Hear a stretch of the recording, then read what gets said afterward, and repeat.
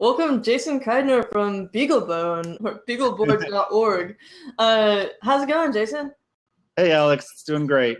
Awesome. So you have something exciting and new to share with us. Is that true? Yeah, we have something super exciting to share with you today. Absolutely. All right, so we're launching the BeagleBone Blue, which is the first beagleboard.org product that's specifically focused on robotics, right? So we've already seen that BeagleBones get used a lot in robotics projects, and all the BeagleBoards have been really popular in robotics. But now we've built a BeagleBone specifically for mobile robot applications. Dang, so what specific features does it have for this? A bunch. So I just want to kind of hold up the board itself here. So I don't know if you can really see that, but I'll go to a. Ooh, I see some blinky lights. Lots of blinky lights. Lots of blinky lights. But I'll go to a bit of a slide here where I can show you. So what we did is we took the BeagleBone Black wireless and we integrated a robotics cape all into one board, and there's a whole mess of stuff that's on there to help you build robots. Oh wow! So this is the eye chart, right? Test your vision right here, because there's just so much going on. All right, so it starts with the same processing that's in the BeagleBone with the gigahertz ARM Cortex A8, and we're using the Octavo system and package that integrates the DDR3 and the power management. And like the BeagleBone Black wireless, we've got the Wi-Fi and the Bluetooth built in. But then everything starts to be extra right on here. That's so we've got 4 DC motor drivers, 8 servo motor drivers, quadcopter inputs. This is designed to run off of a LiPo battery. So it'll charge and balance a 2-cell LiPo battery. So you just plug in the battery and you're ready to go. If you plug in 9 to 18 volts, it'll charge the battery for you. Wow.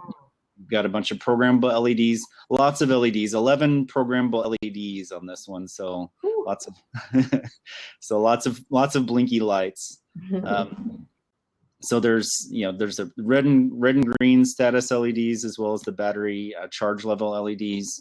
A lot of the stuff that you're used to seeing on BeagleBones, like the micro SD card slot, the onboard 4 gigabytes of flash.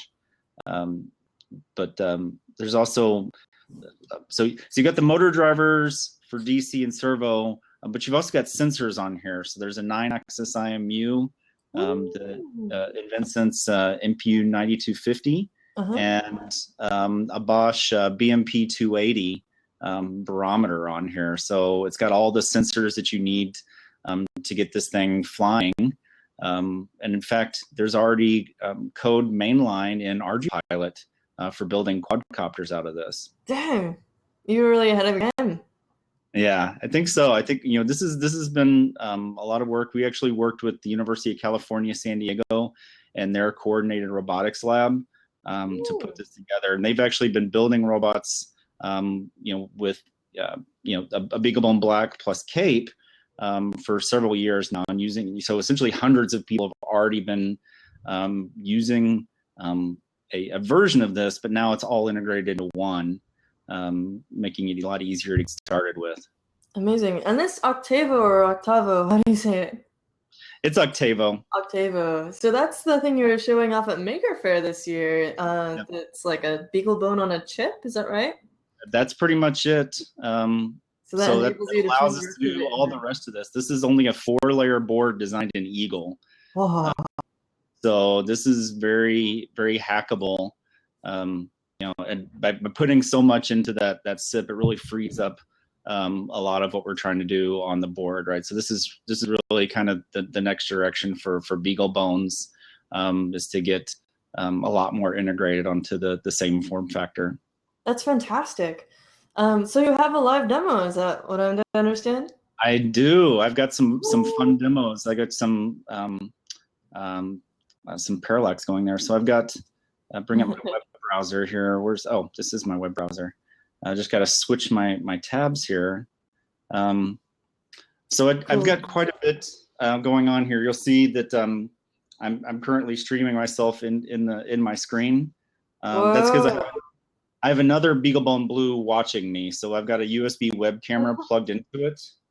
If you can see the camera of me, I don't know what exactly you see here, but it's very meta, this webcast. We've got this projector projecting the screen onto you, and you onto the screen, and all this crazy stuff.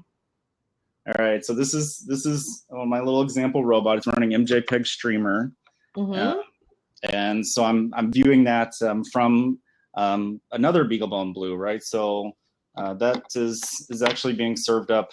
That IDE is actually being served off of this BeagleBone Blue. Wow.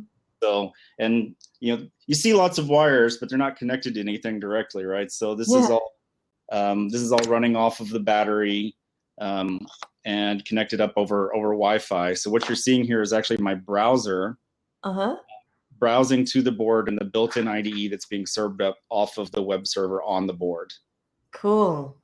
And then so it's from your computer, you're accessing the IDE that's running on that one you're holding, which is also streaming or capturing the stream of MJPEG from the other one that's running the camera that's looking at you. Yeah, that's right. That's amazing. Yeah. So that way, it's because it's all about networked robots, right? So these guys have Wi-Fi and Bluetooth. They come up and act like hotspots. It's easy to get on the network, and then you just browse to them to do your code editing. So we'll actually show logging into each other's boards here from this. And it's really easy to get started. There's a whole bunch of demonstration test apps. So if we tap RC_, we'll see it's real easy to do things like test the motors, right? So I've got you see this DC motor on here that I connected up. This is off of an off-the-shelf Pololu chassis. But just for the demo here, I'm just showing you just the motor and the wheel itself.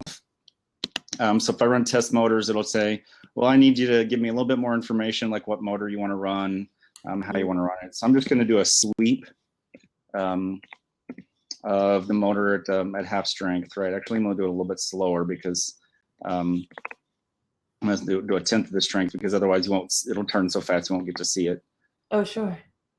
Right. So there's just a slight turn of the motor.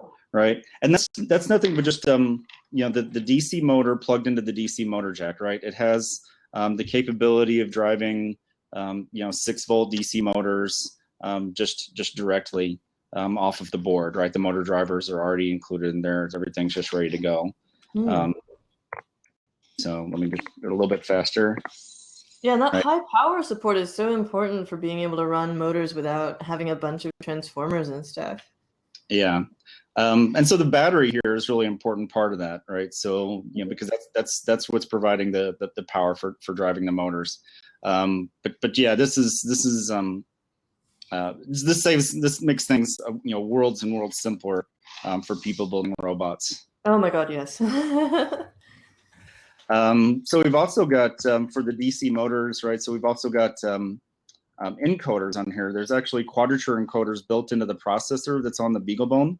So those are now wired up to little JST connectors, so you can just do a quick connection. So I'm using the encoder that's on that comes with these Pololu motors, right? So there's a little magnetic encoder board on there. So if I just run the test encoders, all right, when I turn the wheel, cool. Right, I can tell how far the wheel's turned, right? So if I'm actually trying to get a robot to go straight, that's pretty critical, right? So I actually know how far the motor's gone. So that's sort of feedback control. What I think is kind of cool is 3 of those encoders are implemented in the quadcopter encoder in the processor. The 4th one is actually implemented on a microcontroller called a PRU, or programmable real-time unit, in order to provide the 4 encoders, right? And so it's all preset with firmware to actually do the pulse counting on that 4th one. Awesome. Right, I can just jump over. I'm actually going to swap over to the fourth one that's actually running off of the PRU, right? you can see I can make that one change. So it just works the same way. So there's a C library for doing all the programming, and there's a nice a demo program. So last one, there's like this stuff I have just dangling off of here. Oh no, that's right. That's my radio. Here's my my servo motor. So I want to show you servo on there. servos. Right, and so it's going to ask for some arguments to turn the 6 volts on. I'm going to do -V. I want to do channel 1, and I want to again sweep it back 1. And so now you'll see my servo motor turning back and forth. Oh yeah, and you've got space for 8 servos. Is that right? That's right, and those are all also controlled by the PRU. So those are being driven by the microcontroller, and so they're strict real time because it's a dedicated processor generating those pulses. But they can also be used to generate other types of pulses more geared towards driving the electronic speed controls that are in quadcopters or hexcopters or octocopters, right? Oh, cool. So they're all set up and ready to use for driving those type of devices, right? So it's really easy to go and make yourself a quadcopter out of this. So the one other thing I wanted to show that I've got dangling off in wires is it's got, over Bluetooth and control things that way, and control things over Wi-Fi. But I've got a little remote control over here. Oh. And so I can also, I've got dangling off of here a satellite receiver for working with the quadcopters, and I can just move the knob up and down. You'll see that channel 1 going from 1 when it's all the way up to -1 when it's all the way down. Oh, and then you'll see channel 4 go from -1 to switch it to the other side to +1, right? And similarly, I can look at the, so this is channel 3 going up and down on the right stick, and then channel 2 going left and right on the right stick, right? So built-in support for the satellite receiver radios. And of course, when I need to recharge it, I just take my 12 volt supply, and you'll see that it's doing the charging there. So that does actually the protection from overcharging, undercharging, as well as the balancing of the 2 cells on the board. And that's excellent. And of course, you can see the orientation, right? So if it's upside down, see it's negative 9.8 meters per second squared, the force of gravity. If I put it right side up, there you see the z-axis is about 9.8 meters per second squared. It's the same in the y-axis, facing up and then facing down, and the x-axis facing up and facing down, right? You can see what the temperature is there. You got the gyro, and of course, the built-in barometer as well, right? So if I hold it up here, you can see, look at the filter. You can see it's sitting around a certain altitude, and then if I drop it down, I'm still impressed that it can be as accurate as that, right? So what is the filtered value compared to altitude? I'm not very familiar with drones. You'd have to ask the mechanical engineer that was really involved in this to understand the filtering algorithms, right? All the test code is there provided, but James Strawson actually developed the library, the librobotics cape, that's being used for all those functions. Cool. I fortunately just get to leverage the working code and go from there. Awesome. So quite a bit in there, and then there's a ton of different serial ports on there, including a CAN bus. You could talk to your car, you could wire it up to your car, but there's a lot of industrial controls. When you want to drive some of the higher power motors, connecting up to them by CAN. makes a lot of sense. I've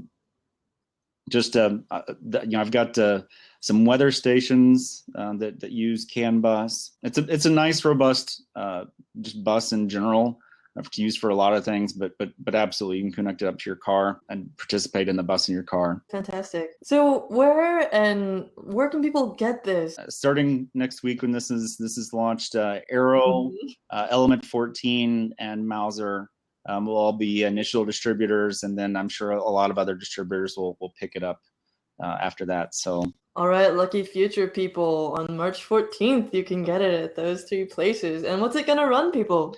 Approximately $79, right? So it's really up to the distributors what they decide to price it at. But I would expect it to be in the $79 price range, which I think for all the stuff that's in here is a pretty incredible price. I think we're going to do a lot for improving the state of education, getting a lot more people addicted to robots. When you start doing this stuff on Linux, you start looking at the fact that you can log in, use all sorts of languages,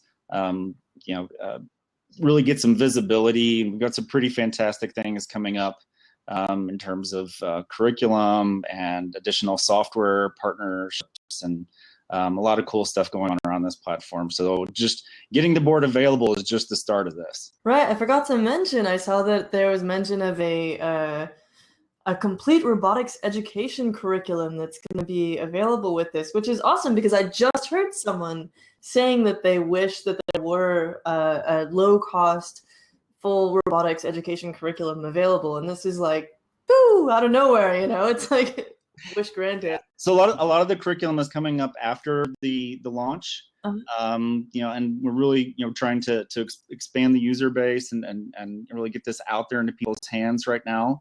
But a lot of the curriculum has already been recorded. There's a lot of I've got some little sneak preview items, that are being used, for that curriculum. But it's still ongoing, and will be launched very soon. Cool. Excited to see it. Well, have an awesome one, Jason. Thank you for joining us. Bye.